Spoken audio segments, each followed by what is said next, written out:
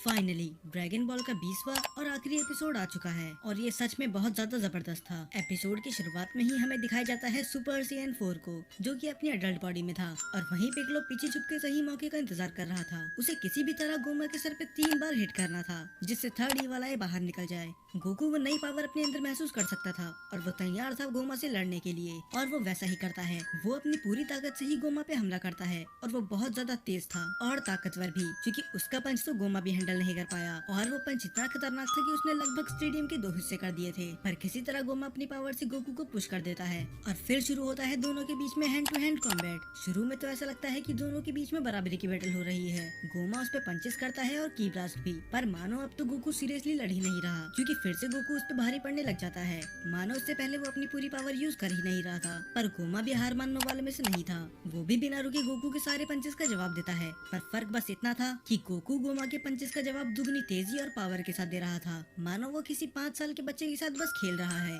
और जब वो उसकी बुरी तरह से धुलाई कर ही रहा था, तभी फिर से बीच में आ जाती है द थर्ड इवल आई, जो उसकी बॉडी को फिर से रिकवर कर देती है और गोमा को फिर से थोड़ा स्ट्रॉन्ग बना देती है। पर इस बार गोमा कोई रिस्क नहीं ले सकता था, तो वो अपने मैजिक स्टाफ को बुला के बहुत सारे की ब्लास्ट अटैक करता है। वो बहुत ही ज्यादा की ब्लास्ट से अटैक इसलिए करता है क्योंकि गोकू बचे ना और उसे डॉज करने में और भी ज्यादा मुश्किल हो जाए। पर अब सुपर सीएन 4 अचीव करने के बाद ये इसके लिए एक बच्चों का खेल था और वो आराम से ही सारे अटैक को डॉज कर लेता है और वो सारे के सारे की ब्लास्ट वैनिश हो जाते हैं जब गोकू और गोमा के पंच टकराते हैं। ये साबित करता है कि ये दोनों कितनी ज्यादा पावर से लड़ रहे हैं। इस बार तो थर्ड वाला आई का यूज करने के बाद भी गोमा गोकू को सरपास नहीं कर पा रहा था। हालांकि वो उसे थोड़ी देर के लिए तो टक्कर दे पा रहा था, पर जैसे ही गोमा अपनी पावर बढ़ाता, ठीक वैसे ही गोकू भी अपनी पावर बढ़ा लेता। तो अब बाजी गोमा के हाथ से निकलती हुई दिख रही थी। गोकू उसे अपने दोनों हाथ से जकड़ लेता है और गोमा अपनी टेलीकिनेसिस का यूज करके गोकू को चारों तरफ बांध देता है, वो भी एक पत्थर की बॉल से। पर मानो अब तो गोकू को कोई फर्क पड़ता ही नहीं, वो बस अपने ऑरा से ही उन सब पत्थरों को हटा देता है और गोमा को देता है एक जोरदार पंच, जिसके इम्पैक्ट से तो दूर दूर की चट्टानें भी हिलने लगी थी। तो इसके बाद थर्ड वाला फिर से गोमा को रिकवर करने लग जाती है, पर फिर से गोकू उसे एक स्माइल देता है और ये स्माइल देख के तो गोमा भी चौंक चुका था। मानो अब गोकू को फर्क पड़ ही नहीं रहा कि गोमा कितना भी स्ट्रॉन्ग क्यों ना हो जाए। गोकू की नजरों में तो ये मैच तभी खत्म हो चुका था जब वो सुपर सीएन 4 बना था, और ये देख के गोमा बिल्कुल भी खुश नहीं था। तो वो दोनों फिर से ही फाइट करने लग जाते हैं। वो उस पे पंचेस यूज करता है, की ब्लास्ट यूज करता है, पर गोकू किसी न किसी तरह उसे ओवर पावर कर ही लेता है। अब तो थर्ड वाला भी परेशान हो चुकी थी गोमा की पावर बढ़ाते बढ़ाते, और साथ में गोमा का भी पारा हाई होते जा रहा था। तो वो गोकू को सीधा पकड़कर पाताल लोक में भेज देता है और ये अंडरवर्ल्ड तो पूरे एक अलग डायमेंशन की तरह ही था। गोमा बस पागलों की तरह उस पर अटैक कर ही जा रहा था, चाहे उसे अपनी पूरी पावर भी क्यों न लगानी पड़े। पर गोकू उन सबको आराम से डॉज कर लेता है और फिर से गोमा पे पंचेस करने लग जाता है। वो उस पे इतनी स्पीड से पंचेस करता है कि ईवल आई को रिएक्ट करने का मौका मिलता ही नहीं, और फाइनली वो उसे गोल गोल घुमा के बहुत दूर जाके फेंक देता है और वो गोमा को वो ट्रीटमेंट देता है जो पुराने वाले ब्रोली ने गोकू को दिया था। और ये देख के सभी खुश थे और डीमन आई फिर से गोमा को हील करती है और उसकी पावर बढ़ाती है। पर अब डिफरेंस ये था, अब गोमा हाफने लगा था। इससे पहले गोमा की फाइट जितनी बार भी हुई थी वो बिल्कुल भी नहीं थका था। अब ऐसा लग रहा था कि वो अपनी लिमिट रीच कर चुका है और ये बात गोकू भी समझ चुका था। तो अब गोकू यूज करता है अपने स्पेशल मूव का, वो अपनी की चार्ज करने लग जाता है और उसका ऑरा इतना जबरदस्त था कि गोमा भी पीछे हट जाता है और पूरा स्टेडियम ही बिजली से भर चुका था, क्योंकि अब गोकू यूज करने वाला था कामेहामेहा का। और सच में ये बहुत ही ज्यादा एपिक था। गोमा भी काउंटर अटैक करने की कोशिश करता है, पर उसका कुछ फायदा नहीं होता, यहाँ तक कि थर्ड वाला भी अपनी पूरी जी जान लगा देता है। पर अब सुप्रीम डीमन किंग में भी इतनी पावर नहीं थी कि वो सुपर सीएन 4 को रोक सके। तो गोकू का कामेहामेहा बस गोमा के अटैक और उसको नहीं, बल्कि तीनों डीमन वर्ल्ड को चीरते हुए निकलता है। ये सभी डीमन वर्ल्ड के लोग विटनेस कर सकते थे। गोमा को तो समझ में नहीं आया कि उसके साथ आखिरकार हुआ क्या, क्योंकि ईवल आई मिलने के बाद उसे पूरे यूनिवर्स में सबसे स्ट्रॉन्ग होना चाहिए था। और ये देखने के बाद तो मेरा रिएक्शन भी बिल्कुल सुप्रीम काय और वेजिटा की तरह था। अब गोमा अपना कंट्रोल खो देता है, अब तो वो अपने 2 पैरों पर ढंग से खड़ा भी नहीं हो पा रहा था। तो यही सही मौका था वो आए निकालने का। तो पिकलो मौका देखते ही उसको हिट करता है। वो उसे एक बार हिट करता है, फिर दूसरी बार, पर जैसे ही वो उसे तीसरी बार हिट करने वाला होता है, गोमा उसे रोक लेता है और पिकलो को बहुत दूर जाके गिरा देता है। और ये देखने के बाद अरिनसु और बाकी लोग हैरान थे, क्योंकि उन्हें मुश्किल से एक मौका ही मिला था और वो भी उनने गवा दिया। और थर्ड वाला ये लूज हो चुकी थी और अब गोमा भी समझ चुका था कि इनका रियल प्लान है क्या। वो बस किसी भी तरह इसकी थर्ड वाला को निकालना चाहते हैं, पर वो ऐसा होने नहीं दे सकता। तो फिर वो यूज करता है पूरी पावर द थर्ड वाला आई की। अब अरिनसु भी परेशान हो चुकी थी। वो सोचती है कि उस बुक में कोई ना कोई तो ऐसा रास्ता होगा ही जो हमें बता सके कि गोमा को कैसे हराना है। अब गोमा धीरे धीरे हील होने लगा था, तो जी फाइटर्स और बाकी मार्जिन उस पे अटैक करने जाते हैं, पर अब गोमा मजाक की मूड में बिल्कुल नहीं था, तो वो सब पे ही लाइटनिंग से अटैक कर देता है और फाइनली हील हो जाता है पूरी तरह। और अब इसकी भी गारंटी नहीं कि गोकू सुपर सीएन 4 को कितनी देर तक मेंटेन कर सकता है। तो अब हार इन सबके बहुत ज्यादा करीब थी, पर फिर से हर बार की तरह बुरे वक्त में एंट्री होती है हमारे हीरो माजिन कू की। वो गोमा के अटैक की वजह से हवा में उड़ रहा था, पर तभी उसे मौका मिलता है गोमा को हिट करने का, और वो उस बड़ी बुक से गोमा के सर पे 3 बार लगातार हिट कर देता है। और फाइनली जो काम जी फाइटर्स और बाकी माजिन्स नहीं कर पाए वो माजिन कू ने करके दिखा दिया। उसने गोमा के फोरहेड से द थर्ड ईवल आई को अलग कर दिया। कुछ देर के लिए तो गोकू भी हैरान था कि आखिर ये सब हुआ क्या, और गोमा वो अपनी ओरिजिनल फॉर्म में वापस आ रहा था। और ग्लोरियो मौका पाते ही उस थर्ड ईवल आई को कुचल देता है, क्योंकि वो नहीं चाहता ये फिर से किसी गलत हाथ में लगे। फाइनली सब कुछ ओवर हो चुका था। पांजी भागते भागते ग्लोरियो के पास आती है। अब वो फाइनली खुश थे कि ये पागलपंती रुक चुकी है, और तभी वहाँ पर आता है माजिन कू, जिसके चेहरे पे एक बड़ी सी स्माइल होती है, क्योंकि उसने वो करके दिखा दिया जो इतने टाइम से कोई नहीं कर पा रहा था। सच में शुरू में तो माजिन कू मुझे बिल्कुल भी पसंद नहीं आया था, और मैंने तो उसके जोकर के साथ साथ न जाने क्या क्या ही बोल दिया था, पर धीरे धीरे इसने अपने आप को प्रूव करा, और न जाने ही इसने अरिंसू की कितनी मदद करी। हमारे साथ अरिंसू को भी यही लगता रहा कि ये एक वर्थलेस क्रीचर है, पर इतना सब सुनने के बाद भी इसके चेहरे पे एक बड़ी स्माइल हमेशा रहती थी। पर अब फाइनली लोग देख सकते हैं कि माजिन कू क्या क्या कर सकता है, और वो उतना भी यूजलेस नहीं है जितना वो उसे समझते थे।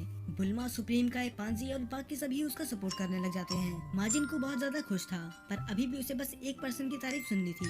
और फाइनली अरिंसू को भी उस पर बहुत ज्यादा प्राउड होता है। अब सबको ही अपनी हैप्पी एंडिंग मिल चुकी थी, क्योंकि कोमा का राज फाइनली खत्म हो चुका था। तभी वहाँ अरिंसू के साथ साथ आती है मारबा, और वो उसे ट्रैप करने वाले थे उस छोटी सी बोतल के अंदर। मारबा उसे बोलती है कि 100 साल काफी होंगे अपनी गलतियों के बारे में सोचने के लिए। तभी पिकलो बीच में आके बोलता है कि देखा जाए तो उसने डेंडे को नहीं मारा। तभी वो अचानक से खड़े होकर बोलता है, हाँ मैं कभी उतना बुरा था ही नहीं, दरअसल मैं तो अंदर से एक बहुत अच्छा इंसान हूँ, तो तुम्हें मेरी सजा कम करनी चाहिए। तब पिकलो बोलता है ठीक है, 100 ईयर्स की जगह 99 ईयर्स कैसे रहेंगे। और ये सुन के तो गोमा का मुंह ही उतर जाता है। उसे सच में लगा था कि ये इसकी सजा कम कर देंगे। और तभी अरिंसू अपने मैजिक से वहाँ पर दिगासू को भी लेके आ जाती है, और वो मारबा को बोलती है कि इसको भी उसके साथ ही लॉक कर दो, गोमा को भी कंपनी मिल जाएगी। और मारबा वैसे ही करती है, वो अपने मैजिक से उन दोनों को ही ट्रैप कर देती है। तो अब अरिंसू बोलती है कि सुप्रीम डीमन किंग और वाइस सुप्रीम डीमन किंग दोनों ही ट्रैप हो चुके हैं, तो आखिर अब इस डीमन वर्ल्ड को कौन संभालेगा। तभी सुप्रीम काय बीच में आके बोलते हैं कि वो तुम बन सकती हो, क्योंकि तुम स्ट्रांग हो, समझदार हो, और तुम्हें पोटेंशियल है डीमन किंग बनने का।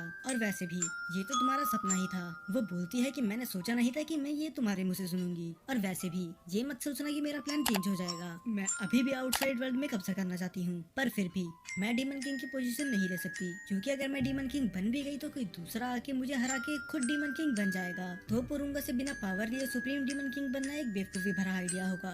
और देखा जाए इसकी बात सही भी है, क्योंकि अरिंसू में इतनी भी पावर नहीं कि वो एक तामागामी को हरा सके। तो अगर ये डीमन किंग बन गई तो कोई आसानी से इसे हरा सकता है। पर तभी नेवा बीच में आते हैं, और वो बोलते हैं कि अगर हम ध्यान से सोचें तो डीमन किंग तो उसे ही होना चाहिए जिसने प्रीवियस डीमन किंग को हराया हो। अब सभी लोग हैरान थे, क्योंकि जिसने डीमन किंग को हराया है वो कोई और नहीं, खुद माजिन कू था, क्योंकि यही था जिसने थर्ड ईवल आई को अलग करा। और माजिन कू खुशी खुशी बन जाता है the next supreme demon king. और अब वो डीमन किंग बन ही चुका था, तो वो अरिंसू की तरफ फिंगर पॉइंट करते हुए बोलता है, और आप बनोगी वाइस सुप्रीम डीमन किंग। अरिंसू हैरान थी कि आखिर तुम ये बोल कर रहे हो, पर फिर माजिन को बोलता है कि मुझे लोगों को पहचानने की परख है। आप बुरे होने का दिखावा करती तो हो, पर आप अंदर से बहुत ही ज्यादा अच्छी हो, और हमें ये नहीं भूलना चाहिए कि आप कितनी ज्यादा होशियार और समझदार हो। और सबसे बड़ी बात, आपने मुझे बनाया है, तो आप ही होंगी वाइस सुप्रीम डीमन किंग, और माजिन डू बनेगा हमारा मिनिस्टर। और मारबा और नेवा के पास बहुत ज्यादा एक्सपीरियंस है, तो वो भी बनेंगे हमारे मिनिस्टर। ये सुन के तो वो दोनों ही हैरान थे, और वो ग्लोरियो को भी चुनता है, क्योंकि चाहे उसने अरिंसू को धोखा दे दिया था, पर उसने वो करा जो डीमन वर्ल्ड के लिए सबसे ज्यादा सही था। तो इसका मतलब वो डीमन वर्ल्ड के लिए वफादार है। और वो नेक्स्ट मिनिस्टर चुनता है किंग कदान को। तब वो बताता है कि आपने पूरी जी जान लगा दी थी इस बैटल में, जो कि प्रूव करता है कि आप भी इस डीमन वर्ल्ड के लिए लॉयल हो। और ऐसा पहली बार हो रहा है कि कोई तीसरे वर्ल्ड का माजिन फर्स्ट डीमन वर्ल्ड का मिनिस्टर बन रहा है, जो कि प्रूव करता है कि माजिन को सभी को इक्वली ट्रीट करता है। और ये सुन के पांजी भी खुश थी, और वो अपने डैड को गले लगा लेती है। फिर माजिन को जाता है गोकू और उनके दोस्तों के पास, और वो बोलता है कि तुम सबने भी बहुत ही ज्यादा अच्छा काम करा, क्या तुम में से किसी को मिनिस्टर बनना है। पर गोकू तो साफ मना कर देता है। वो बोलता है नहीं, मुझे तो बस घर जाना है। तो माजिन को उसे ज्यादा फोर्स नहीं करता, पर तभी मिनिस्टर बनने के लिए पीछे से कोई हाथ उठाता है, और वो कोई और नहीं, वो हाइबिस था। इसने तो पूरी सीरीज में वेजिटा को रोस्ट करने के अलावा पता नहीं क्या ही करा। अब माजिन को जाता है अरिंसू के पास, और उसे अपना हाथ देते हुए बोलता है कि चलो इस डीमन वर्ल्ड को एक स्कैरी पर एक अच्छी रहने लायक जगह बनाएं। और अरिंसू तैयार हो जाती है, और सभी लोग उनका फुली सपोर्ट करते हैं। इसीलिए नहीं क्योंकि वो उनसे डरते हैं, बल्कि इसीलिए क्योंकि उन्हें उन पे भरोसा है। फिर हमें दिखाया जाता है कि ये जाने की तैयारी करने लग जाते हैं, और पांचे बुल्मा को देती है बहुत सारे ही मैजिलाइट्स, जैसा उसने एपिसोड 13 में प्रॉमिस करा था। और माजिन को उनके सफर के लिए कुकीज पैक कर रहा था और डू वो तो बस खा ही रहा था। और दूसरी तरफ गोकू और वेजिटा अभी भी फाइट कर रहे थे। वो बोलता है कि गोमा को मैं ही हरा सकता था, तुम्हें बीच में आने की कोई जरूरत नहीं थी, और वैसे भी तुम्हारी हिम्मत कैसे हुई कि तुमने वो ट्रांसफॉर्मेशन मुझसे छुपाई। तब गोकू बताता है कि वो सुपर सेन 4 को अचीव करने की कोशिश तब से कर रहा था जब से माजिन बू से उनकी फाइट हुई थी, क्योंकि अगर कोई माजिन बू से ज्यादा स्ट्रॉन्ग अपोनेंट आता तो वो उसे रोक सके, पर उसे पता नहीं था कि वो इस लेवल तक पहुंच पाएगा। तब वेजिटा नाराज होकर बोलता है कि क्या आप सुपर सेन फॉर्म बाजार में बिकने लगी है। तभी गोकू बोलता है कि ज्यादा मत बोलो, तुमने भी तो सुपर सेन 3 अचीव कर ली।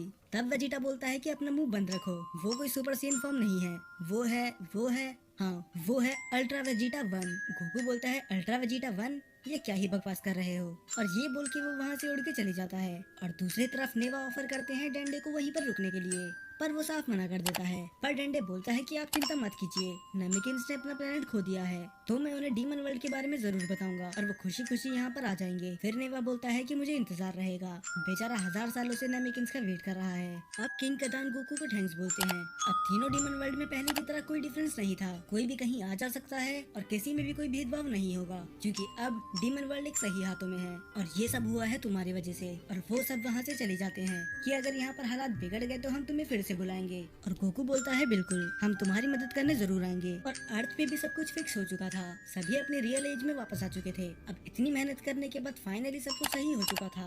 पर बुल्मा तो बिल्कुल भी खुश नहीं लग रही थी, क्योंकि उसे तो फिर से जवान होना था। तभी गोकू ग्लोरी से रिक्वेस्ट करता है कि हम उस दुकान पे जा सकते हैं जहाँ पर बग कैंडी हमने ली थी, क्योंकि मुझे बहुत सारी रिवाइव वर्क खरीदनी है। फाइनली ये उस दुकान पे पहुँच जाते हैं और अब तक न्यूज़पेपर में खबर आ चुकी थी कि माजिन को ही बन चुका है न्यू डीमन किंग। और वो औरत गोकू को देखते ही पहचान जाती है। वो बोलती है कहीं ये बग कैप्सूल का कोई साइड इफेक्ट तो नहीं, तुम्हारी हाइट इतनी बड़ी कैसे हो गई। फिर गोकू मना करता है कि ऐसा कुछ नहीं हुआ, बल्कि उसने तो हमारी और भी ज्यादा मदद करी थी, तो मैं थोड़ी और लेना चाहूंगा। और बुल्मा भी वहाँ से कुछ कैंडीज ट्राई करती है, पर उसका मूड चेंज हो जाता है जब वो कैंडी को पलट के देखती है और उसे समझ में आता है कि इसे बग कैंडी क्यों कहा जाता है। वो उसे फेंक के बोलती है कि ये तो बिल्कुल ही डिस्गस्टिंग है, आखिर कोई इंसान इसे कैसे खा सकता है, इस चीज को तो मुझसे दूर ही रखो। पर तभी वो औरत बताती है कि ये कैंडीज बड़ी काम की है, ये एक्नेस को मिटा सकती है, पिंपल्स को, और यहाँ तक कि ये स्किन को जवान भी कर सकती है। और ये सुन के ही बुल्मा के कान खड़े हो जाते हैं। वो बोलती है कि तुम्हारा मतलब क्या है कि स्किन को जवान कर सकती है। फिर वो औरत बताती है कि जो भी इस कैंडी को खाता है तो स्किन 10 साल यंगर हो जाती है। और ये सुन के तो बुल्मा की खुशी का ठिकाना ही नहीं था, तो वो बोलती है कि ये सारे ही पैक कर दो। और अभी यही चीज जो थोड़ी देर पहले इसके खिलाफ थी। और वहीं पर शॉप पे घूमते घूमते पांजी को एक चीज मिलती है, जिसे देख के उसकी आंखें फटी की फटी रह जाती हैं, क्योंकि वो कुछ और नहीं थी द थर्ड इवल आई। ये देख के तो गोकू भी हैरान था कि आखिर ये इधर कर क्या रही है, और वो भी एक नहीं दो। वो उस औरत से भी पूछते हैं कि आखिर ये तुम्हारे पास आई कैसे। तब वो बताती है अच्छा तो तुम इसकी बात कर रहे हो, ये द थर्ड इवल आई है, अगर तुम इसे अपने फोरहेड पे लगाओगे तो तुम्हें एक ऐसी ताकत मिलेगी जिसकी तुमने उम्मीद भी न करी हो। पर हालांकि लोग मेरी बात पे यकीन करते नहीं है। हाँ, पर मैंने बहुत साल पहले एक आँख किसी को बेची थी, वो भी थोड़े सस्ते दामों पे, तो अगर तुम्हें भी चाहिए तो बता दो, मैं तुम्हें डिस्काउंट पे दे सकती हूँ। और सबके सब ये हैरान थे, क्योंकि जिस आई ने इनकी नाक पे दम करके रखा था वो बस एक स्टोर पे मिलती है, और आखिरकार ये स्टोर में आई कैसे। क्या इसके पीछे भी कोई राज है, क्योंकि इसके बाद ड्रैगन बॉल दायमा खत्म हो जाता है। और फाइनली ये था टोरियामा सेंसेई का आखिरी वर्क। और अब ड्रैगन बॉल दायमा खत्म हो चुका है, तो मैं सोच रहा हूँ कि अब जीटी की सीरीज चालू कर दूं, क्योंकि कमेंट्स में अभी भी कई लोग ऐसे हैं जिन्हें जीटी नहीं देखा, तो शायद अगले सैटरडे को आपको वो देखने के लिए मिल जाए।